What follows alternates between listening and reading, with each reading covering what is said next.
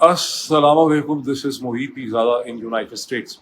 आज 3 नवंबर 2025 है, सोमवार का दिन है। इससे पहले कि मैं आगे चलूँ, मुझे आपसे अपोलोजाइज़ करना है, एडवांस माफ़ी माँगनी है क्योंकि मैं एक रेस्टोरेंट के अंदर बैठ के मैं ट्रैवल कर रहा हूँ और इस वक़्त एक ऐसे रेस्टोरेंट में बैठा हूँ जिसमें एक अजीब-सा शोर है। वो ज़रूर इसमें कैप्चर होगा, लेकिन मेरा ख़्याल है कि मेरी आवाज़ भी माइक्रोफ़ोन की मदद से ठीक-ठाक आप तक पहुँच जाएगी। वजह है कि ट्रैवल कर रहा हूँ, बाहर बारिश भी है, बाहर ठंड भी है और बाहर अंधेरा है, जिसकी वजह से बाहर इसकी रिकॉर्डिंग जो है वो नहीं हो सकती और जब तक मैं कहीं वापस पहुँचूँगा, किसी प्रॉपर ठिकाने पे पहुँचूँगा, तो बहुत देर हो चुकी होगी। बहरहाल इस वक़्त दुनिया की जो सूरत हाल है गुज़िश्ता 24 घंटों की, उसे देख के मुझे ऐसा लगता है जैसे हम कोई अजीबो-गरीब किस्म की डरावनी सी फ़िल्म देख रहे हैं, खौफ़नाक सी, और ये हकीकत नहीं हो सकती। जब आप सुनते हैं कि अमेरिका के सदर डोनाल्ड ट्रंप ये कहते हैं कि मैंने अपनी अफ़वाज को, डिपार्टमेंट ऑफ वॉर जो है, उसे मैंने हुक्म दे दिया है कि हम नाइजीरिया पे हमला करने के लिए तैयार हो जाएँ। अब ये क्या मामला है? असल में तो अगर हमला करना चाहिए था अमेरिका की अफ़वाज को, तो सूडान पे करना चाहिए था, जहाँ गुज़िश्ता 2 बरस में 1.5 लाख से 2 लाख लोग जो हैं वो हलाक हो चुके हैं और गुज़िश्ता 2-3 दिन में वहाँ पर एक, जब से अल-फशर का टाउन जो है, रैपिड सपोर्ट फोर्सेस आरएसएफ ने उस पे कब्ज़ा किया है, वहाँ से मसलसल जेनोसाइड की खबरें आ रही हैं और जो नॉन अरब एथनिसिटी है, जो भी मुसलमान हैं, उन्हें निशाना जो है वो बनाया जा रहा है। बहरहाल ये एक सूरत हाल है जिसके ऊपर मैं कमेंट आपके सामने, एक मुफस्सल कमेंट रखने की कोशिश करूँगा। इसके साथ ही पाकिस्तान के अंदर फवाद चौधरी साहब ने एक बड़ी ज़बरदस्त किस्म की, कह लें कि इंटरेस्टिंग किस्म की डिबेट उन्होंने पाकिस्तान के ज़राए अबलाग में, सोशल मीडिया में शुरू करवाई गुज़िश्ता 24 घंटे में, जिसमें फवाद चौधरी साहब को ज़्यादा मार ही पड़ रही है उस डिबेट के अंदर। लेकिन वो डिबेट क्यों उन्होंने स्टेज के ऊपर शुरू करवाई, जबकि खैबर पख्तूनख्वा के चीफ मिनिस्टर सुहेल आफरीदी और उनकी टीम, जैसे कि मेना खान आफरीदी हैं, वो लोग मसलसल अपनी नेगोशिएशन एबिलिटी को बढ़ाने के लिए, यानी पाकिस्तान की मिलिट्री इस्टेब्लिशमेंट से एक सक्सेसफुल बातचीत करने के लिए, उन्हें एंगेज करने के लिए ऐसी बातें, ऐसा रेटरिक और ऐसे इकदाम छोटे-छोटे उठा रहे हैं, जिससे उनकी इस पॉलिटिकल डायलॉग में लेवरेजिंग इम्प्रूव हो सकती है। तो ऐन इस वक्त पे फवाद चौधरी और उनके साथी क्या करना चाह रहे हैं, ये भी इस वक्त पाकिस्तान की पॉलिटिक्स के हवाले से एक इंटरेस्टिंग क्वेश्चन है। और ज़ाहिर है कि इन तमाम चीज़ों से नथी बहुत से सवालात हैं, बहुत सी छोटी-छोटी चीज़ें हैं, जिसका मैं ज़िक्र करता चला जाऊँगा। अब मैं इससे पहले कि मैं सूडान की ऊपर बात करूँ या नाइजीरिया की बात करूँ,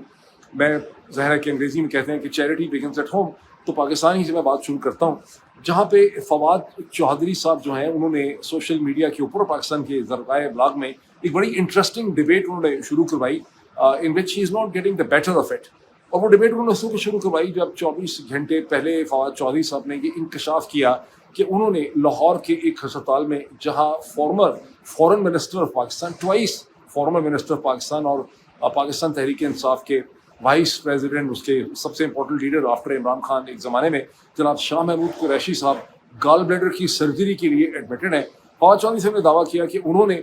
फॉर्मर गवर्नर ऑफ सिंध जनाब इमरान इस्माइल साहब ने और महमूद मौलवी जो हैं, उन्होंने शाह महमूद कुरैशी से वहाँ जाके मुलाकात की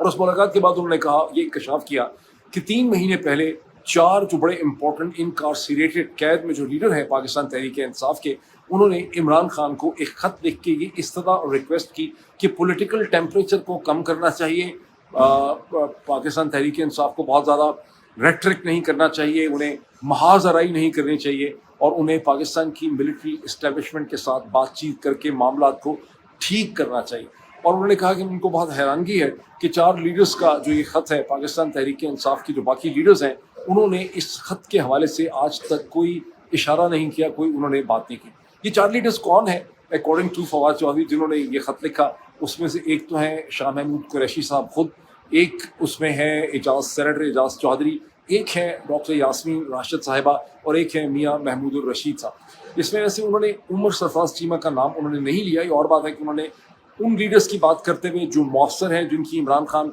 बात मानेंगे, जिनकी बात में वज़न है, और वज़न इसीलिए है कि ये बेचारे मसलसल कैद में हैं, उनकी कोई कॉम्प्रोमाइज़ या डील मिलिट्री इस्टेब्लिशमेंट के साथ, जनरल आसिम उदी साहब की टीम के साथ नहीं हो सकी। उसमें उन्होंने Umar Sarfaraz Cheema former governor of Punjab का नाम ज़रूर लिया, अलबत्ता ख़त के हवाले से उन्होंने उमर सरफराज चीमा साहब का नाम जो है वो नहीं लिया। अब फवाद चौधरी साहब ये कहते हैं कि ये बड़ी इंटरेस्टिंग बात है कि फवाद चौधरी साहब ये कहते हैं कि पाकिस्तान तहरीक इंसाफ के जो बहुत से लीडर्स हैं, जिसमें उन्होंने सलमान राजा साहब को और جی سلمان اکرم راجہ کے علاوہ شیخ وقاص اکرم کو اور اس کے علاوہ پاکستان سے باہر بیٹھے ہوئے میری طرح کے ٹی وی اینکرز اور ویلاگرز کو انہوں نے بڑی شدید تنقید کا نشانہ بنایا. فواد چودھری صاحب کا کہنا ہے کہ وہ تمام لوگ ہیں جو اپنے اپنے فائدوں کی وجہ سے عمران خان کی رہائی نہیں چاہتے. یہ سب مائنس. خیر انہوں نے ویلاگرز پہ یہ الزام نہیں لگایا لیکن انہوں نے پاکستان تحریک انصاف کے فیکشنز پہ یہ الزام لگایا سلمان اکرم راجہ کے اوپر, شیخ وقاص اکرم پہ, کہ یہ لوگ مائنس عمران فارمولا میں انٹرسٹڈ ہیں, جبکہ فواد چودھری اور ان کے ساتھی جو ہیں وہ عمران خان پلس فارمولا میں انٹرسٹڈ ہیں. وہ چاہتے ہیں کہ عمران خان کی رہائی ہو اور باقی پاکستان تحریک انصاف کے لیڈر چاہتے ہیں کہ عمران خان جو ہیں وہ مائنس ہو جائیں تاکہ ان کی سیاست چمکے. اور ویلاگرز جو ہیں اور ٹی وی اینکرز ہیں ان کے اوپر انہوں نے الزام لگایا کہ یہ لوگ اپنا پیسہ کمانے کے لیے عمران خان کو مسلسل استعمال کر رہے ہیں, چونکہ ان کی تمام تر جو ریٹرک ہے, یہ ان کا جو نیریٹو ہے اس کا تعلق عمران خان کی تکلیفوں سے ہے, اس لیے یہ اس سے فائدہ اٹھا رہے ہیں. یہ چونکہ فواد چودھری صاحب نے پہلی دفعہ نہیں کہا, یہ انہوں نے دوسری تیسری چوتھی دفعہ شاید یہ کہا ہے. تو کچھ عرصہ پہلے میں نے ایک دو سکسیزفل ترین جو ویلاگرز ہیں جن کی لاکھوں کے ویوز ہوتے ہیں, مطلب 3 4 5 لاکھ ان کے ویوز ہوتے ہیں, اس قسم کے جو لوگ ہیں بہت سکسیزفل, تو میں نے ان کا ایک پرسپیکٹو لینے کی اس میں سے کوشش کی. تو ایک صاحب نے مجھے یہ کہا کہ فواد چودھری صاحب سے یہ پوچھیے گا کبھی موقع ملے کہ فواد چودھری صاحب جس کیبنٹ کا حصہ تھے اس میں ایک منسٹر ایسے بھی تھے جنہوں نے 2019 سے 2022 کے 3 برس کے اندر Jhelum, Gujranwala, G T road کے آگے پیچھے جتنی بھی ہاؤسنگ سوسائٹیز بن رہی تھیں وہاں سے لے کے علیم خان کی جو اسلام آباد کی سوسائٹی تھی وہاں تک انہوں نے بہت اچھے پلاٹس جو ہیں وہ اپنے ایسے الاٹ کروائے کہ 3 سال میں 1 ارب روپے سے زیادہ مالیت کے پلاٹ وہ الاٹ کر چکے تھے. اور ویلاگر کا یہ کہنا تھا کہ اگر ویلاگر جو دن میں 2 ویلاگس کرتے ہیں اور جن کے 6 7 8 لاکھ قسم کی ویوز ہوتے ہیں, اگر وہ 16 سے 20 برس تک ہر دن میں 2 ویلاگ کریں تو شاید پھر کہیں جا کے وہ 1 ارب روپے کے قریب پیسہ جو ہے وہ ایک وقت میں اکٹھا کر سکیں. وہ تو 20 سال میں اکٹھا کریں گے. ان کا کہنا تھا کہ یہ جو منسٹر ہیں انہوں نے 3 سال میں 1 ارب روپے کے پلاٹ جو ہیں اکٹھے کر لیے, اور 3 سال میں اگر آپ نے اتنی بڑی انویسٹمنٹ کر لی ہو تو آپ سوچیے کہ باقی اس کا آپ اس سے کیسے ملٹی پلائی کر سکتے ہیں. بہرحال اور ایک انہوں نے یہ بھی کہا کہ کیسے, مجھے بتانے والے نے یہ بتایا کہ گورنر صاحب بھی ایسے ہیں جنہوں نے جب 42 یا 45 کروڑ روپے کی ایک ہی کوٹھی انہوں نے خریدی کسی بہت اچھے علاقے کے اندر, اور جب عمران خان کو اس چیز کا پتہ چلا کہ پہلے ان کے پاس پھوٹی کوڑی نہیں تھی, پھر انہوں نے 45 کروڑ روپے کی کوٹھی خریدی ہے, تو عمران خان کو اس حوالے سے بہت دکھ اور بہت صدمہ پہنچا. لیکن اب وہ تمام لوگ جو ہیں وہ عمران خان کی رہائی میں عمران خان پلس کے فارمولے کے اوپر کام کر رہے ہیں. وہ کہہ رہے ہیں کہ ایسے حالات پیدا ہونے چاہیے, پاکستان تحریک انصاف کو ریزسٹنس نہیں کرنی چاہیے, ملٹری اسٹیبلشمنٹ سے بات چیت ہو, فضا سازگار ہو, تمام قیدی جو ہیں جیسے لاہور میں ہے سینیٹر اعجاز چودھری ہیں, یاسمین راشد ہیں, میاں محمود رشید ہیں, عمر سرفراز چیمہ ہے, ان لوگوں کو رہائی ملے, اور عمران خان اور بشرا بی بی جو ہیں انہیں ایک کلاس ملنی چاہیے جیل میں, اور پھر معاملات جو ہیں وہ آگے بڑھ سکتے ہیں. اب ریئلٹی اس کی کیا ہے, اگر اس کا ریئلٹی چیک کر لیں ساری بات کا جو فواد چودھری صاحب کہہ رہے ہیں, میرے ناقص انالیسس میں ریئلٹی یہ ہے کہ نومبر 2022 کے بعد سے جنرل عاصم منیر صاحب کی شکل میں جو ملٹری اسٹیبلشمنٹ آئی ہے, اس نے کسی بھی سٹیپ, کسی بھی سٹیج, کسی بھی دن اس نے پاکستان تحریک انصاف کے ساتھ اور عمران خان کے ساتھ کسی بھی قسم کا کنسٹرکٹیو میننگ فل ڈائلاگ کرنے کی کوشش کی ہی نہیں ہے, کوئی راہ نکالنے کی انہوں نے کوشش ہی نہیں کی. اور انفیکٹ ہر ایسے موقع پہ جب بات چیت ہو سکتی تھی انہوں نے ایسا کوئی فیشسٹ یا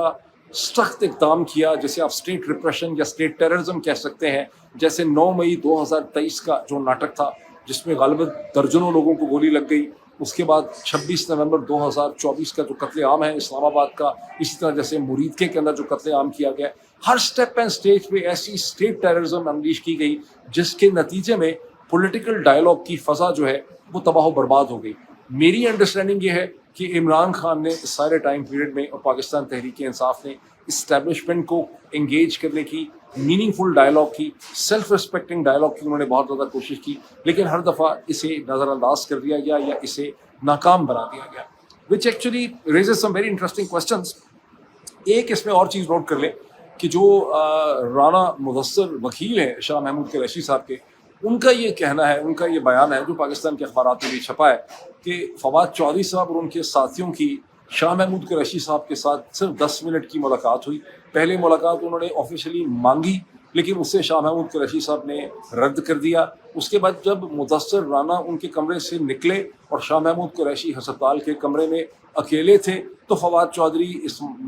گورنر اسماعیل اور ان کے ساتھ جو مولوی محمود مولوی ہیں وہ شاہ محمود قریشی صاحب کے کمرے میں داخل ہو گئے. شاہ محمود قریشی صاحب نے جو پولیس والا وہاں پہ ان کی प्रोटेक्शन उनकी सिक्योरिटी के लिए है या उनके ऊपर है, उस पुलिस वाले के ज़रिए उन्होंने अपने वकील को इतला की, वकील वापस पहुंचा तो ये लोग जा चुके थे। मुदस्सर राना ये कहते हैं कि ये मुलाकात जो हुई है शाह महमूद कुरैशी से, ये ज़्यादा से ज़्यादा भी 10 मिनट की है, इसके दरमियान कोई पॉलिटिकल डिस्कशन और डायलॉग हुआ ही नहीं है, और शाह महमूद कुरैशी साहब ने किसी भी आउटरीच प्लान का जो कि फवाद चौधरी साहब लेके चल रहे हैं या इस्माइल चल रहे हैं, इमरान इस्माइल साहब, उसका हिस्सा बनने से उन्होंने इनकार कर दिया है। अच्छा, इसी किस्म की स्टेटमेंट जो है वो असद उमर साहब की तरफ से भी, और उसके साथ ही जो हैं वो स्टेटमेंट्स आई हैं अली जैदी साहब की तरफ से भी, क्योंकि उन दोनों का भी नाम लिया गया था। अली हैदर जैदी जो हैं उन्होंने ये कहा कि मैं तो किसी आउटरीच का हिस्सा नहीं हूँ, और असद उमर साहब ने एक ट्वीट किया, उन्होंने कहा कि मुझे अखबारात से और सोशल मीडिया से सुबह सुबह ये पता चला कि मैं किसी आउटरीच का हिस्सा हूँ।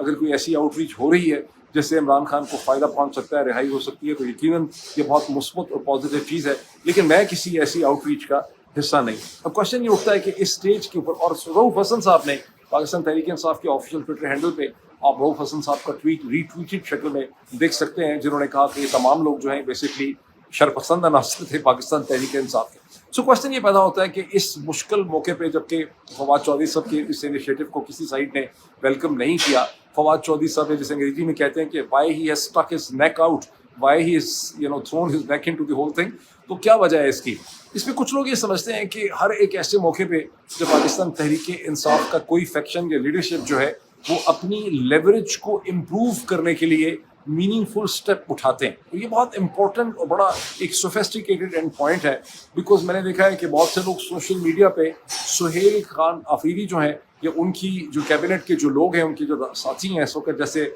मीना खान आफरीदी हैं, कोई और मोहम्मद शफी हैं, ये लोग जो असर्टिव किस्म की स्टेटमेंट्स दे रहे हैं या ट्वीट्स कर रहे हैं या इक़दामात उठा रहे हैं, फ़ौरन से अभी कमीशन बनाने की बात की गई है रेडियो पाकिस्तान के हवाले से, तो इसे एक बड़ी एग्रेसिव या जारहाना किस्म की किसी पॉलिसी के अंदर, और बातें इस तरह हो गई हैं कि बात नहीं मानी जाएगी अगर सुहेल आफरीदी की और सुहेल आफरीदी की इमरान खान से मुलाकात नहीं कराई जाएगी, तो सुहेल आफरीदी 4 दफ़ा कोशिश कर चुके हैं, तो सुहेल आफरीदी पर पेशावर से कोई जत्था लेके या एक जुलूस लेके या कोई सुनामी लेके जो है वो अडयाला जेल के बाहर पहुंच सकते हैं। देखिए, चीज़ों को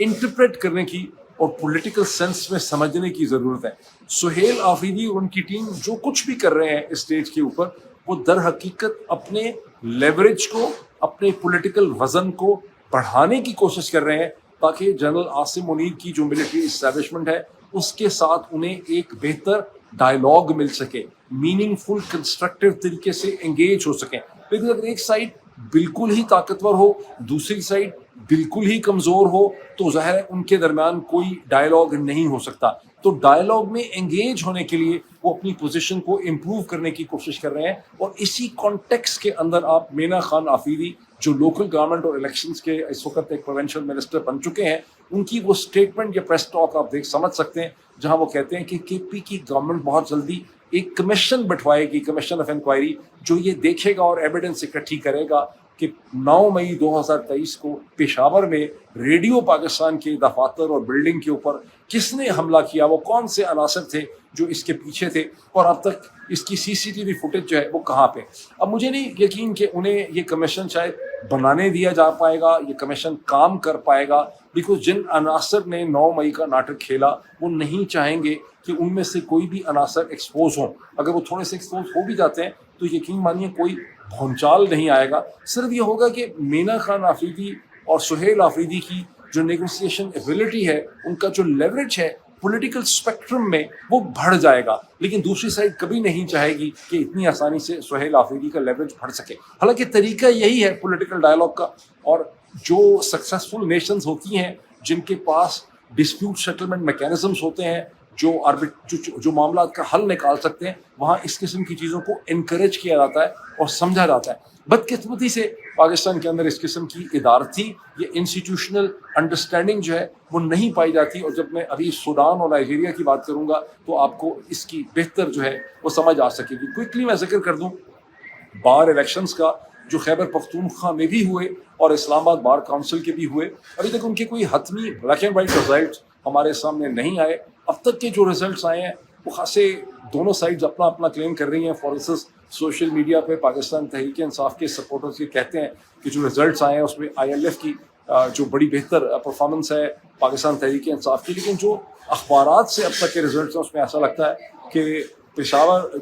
اس میں 2 قسم کے رزلٹس ہیں. اسلام آباد بار کونسل کے رزلٹس میں جو 5 سیٹیں تھیں اس میں سے کہا جا رہا ہے کہ 3 جو ہیں وہ حکمران جو حکومت سپورٹڈ کینڈیڈیٹ نے جیتی ہیں، 2 سیٹیں جو ہیں ایک انڈیپینڈنٹ نے جیتی ہے اور ایک حامد خان گروپ نے جیتی ہے. اگر فائنل رزلٹس بھی یہی ہوئے تو it would be a very پور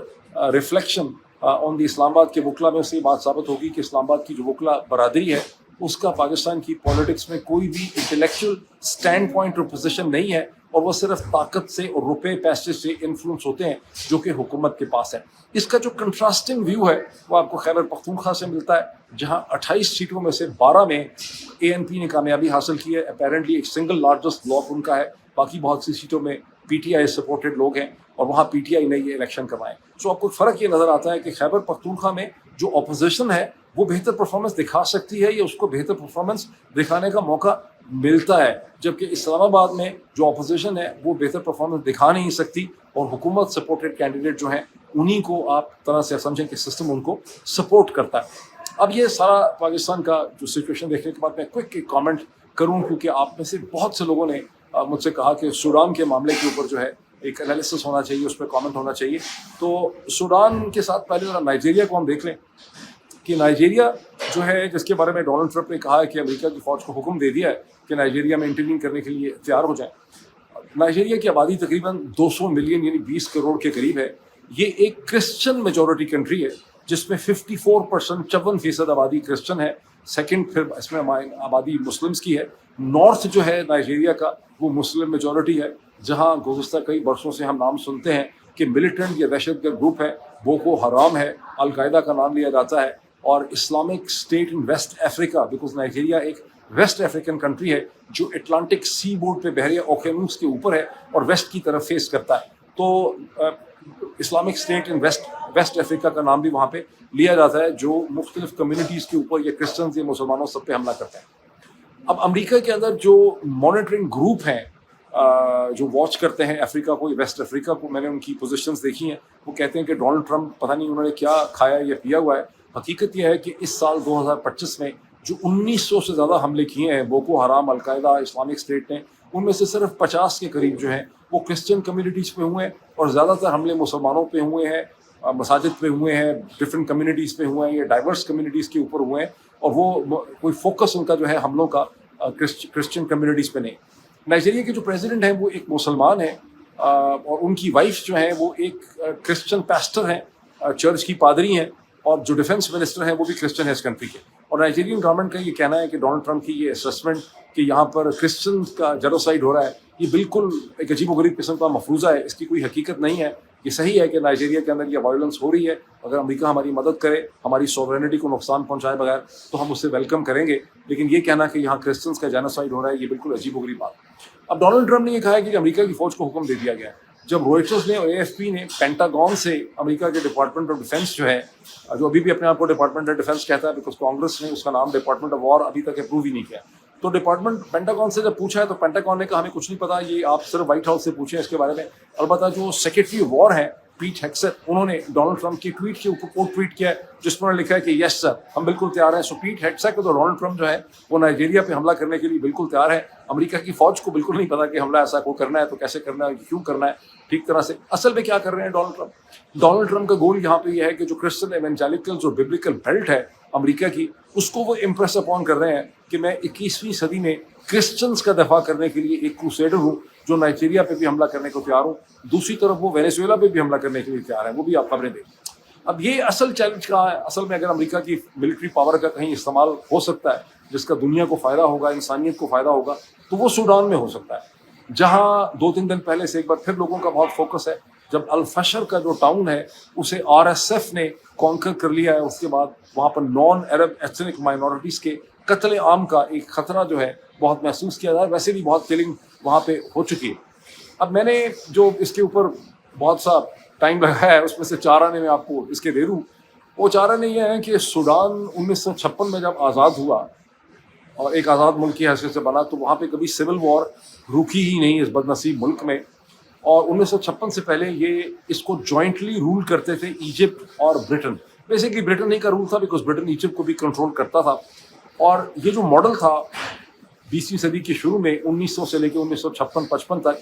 اس میں جو برٹش ماڈل آف ڈیولپمنٹ تھا اس میں انہوں نے نارتھ کو تو ڈیولپ کیا جو مسلم میجورٹی تھا, لیکن جو ساؤتھ تھا جو کرسچن میجورٹی تھا, آبادی تھوڑی تھی اس کی, اس میں برٹش نے کوئی اسٹیٹ انویسٹمنٹ نہیں کی. نارتھ میں اسکولز بنے, میڈیکل ہاسپٹل بنے, ڈسپینسریز بنی, کالجز بنے, لیکن ساؤتھ جو ہے اس میں صرف مشنری جو تھے کرسچن وہی وہاں پہ کام کرتے رہے. 1955 میں جب یہ ملک آزاد ہو رہا تھا تو سول وار شروع ہو گئی نارتھ اور ساؤتھ کے درمیان میں, نارتھ مسلم ساؤتھ کرسچن. 1955 سے 1972 تک کوئی میرے خیال 17 برس تک یہ سول وار جاری رہی. اس میں بے تحاشا انسانی جان کا نقصان ہوا, بہت اس میں ہیومن رائٹ وائلیشنز ہوئی, اور اس کے نتیجے میں 1972 میں فیصلہ ہوا کہ ساؤتھ سوڈان کو خود مختاری دی جائے گی, اٹانومی دی جائے گی, جو ٹھیک طرح سے امپلیمنٹ ہوئی نہیں. اس کے بعد پریزیڈنٹ جعفر نمیری پریزیڈنٹ بن گئے سوڈان کے. انہوں نے کہا اورنگزیب کی طرح کہ اب میں پورے ملک میں سوڈان میں ایک شریعہ نافذ کر دوں گا, اسلامک شریعہ. ایک بار پھر سول وار شروع ہو گئی کچھ برسوں کے بعد, جو 1980 کی دہائی سے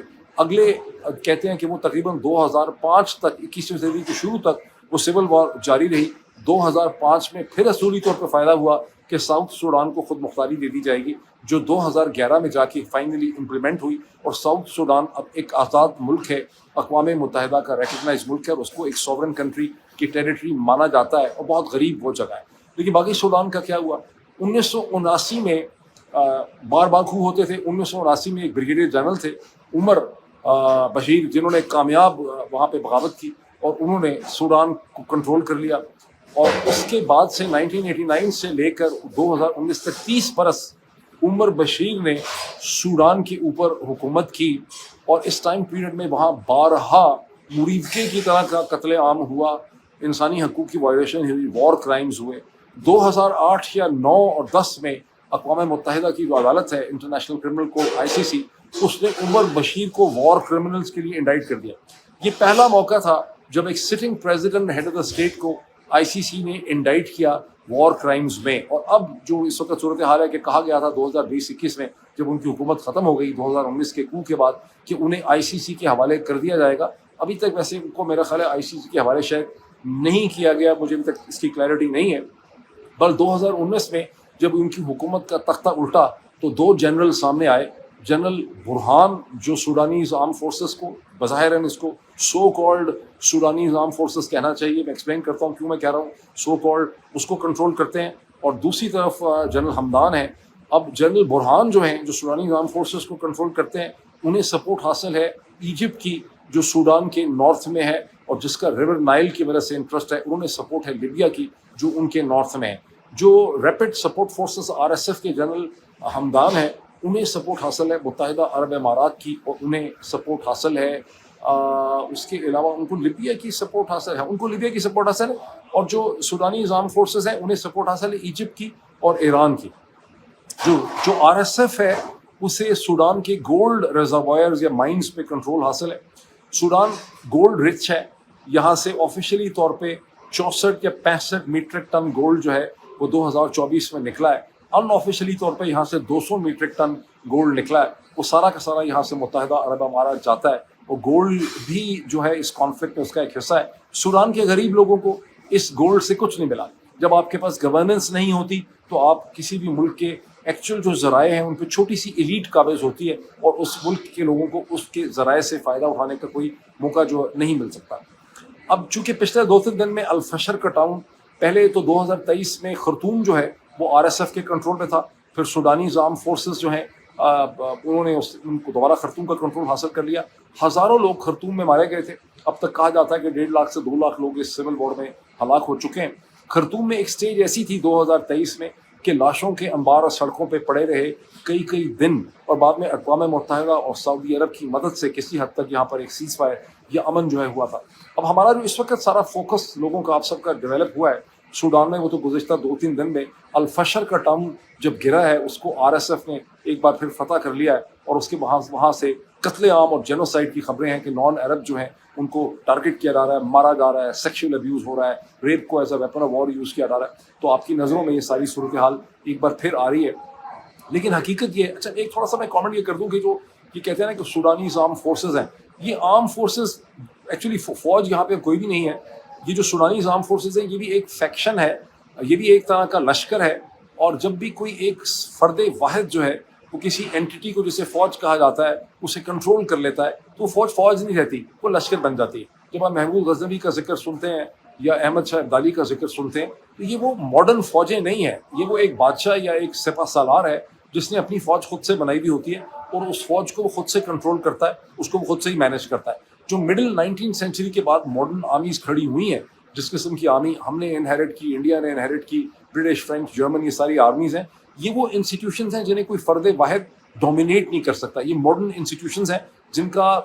ملکوں کی اور ریاستوں کی ترقی میں بھی بڑا امپورٹنٹ رول ہے. لیکن جب ایک فوج فیکشنل فوج بن جائے, اسے 1 یا 2 2.5 لوگ کنٹرول کرنے لگ جائیں, پھر وہ فوج نہیں رہتی, وہ انسٹیٹیوشن نہیں رہتا. تو جو سوڈانیز آرم فورسز ہیں جسے جنرل برہان کنٹرول کرتے ہیں, یہ بھی فوج نہیں ہے in a modern sense of it, یہ بھی ایک لشکر ٹائپ کی قسم کی چیز ہے. فرق ایسا ہے کہ اس کو اقوام متحدہ ریکگنائز کرتی ہے اور اس کے پاس ایئر فورس ہے, مگر باوجود اس کے کہ ان کے پاس ایئر فورس ہے, ریپڈ ایس ایف فورس جو ہے وہ پھر بھی ان کا مقابلہ کر لیتی ہے. ایسی ہی صورتحال میں نے دیکھا ہے کہ میانمار, برما کے اندر بھی ہے, وہاں پر بھی جو ریبلز ہیں ان کے پاس ایئر فورس نہیں ہے, لیکن اس کے باوجود بتدریج ایئر فورس نہ ہونے کے باوجود, حالانکہ برمیز آرم فورسز کے پاس ایئر فورس ہے, اس کے باوجود بھی ریبلز آہستہ آہستہ ٹاؤنز پہ قبضہ کرتے چلے جا رہے ہیں, اور وہاں پہ چین میڈیشن کرنے کی کوشش کر رہا ہے. یہاں پر بھی بہت سی, یہاں یونائٹڈ نیشن کوشش کر رہا ہے اس کو. اچھا, اب ہم جب نوٹس اس کو کیا آپ نے جب کہ الفشر ہوا,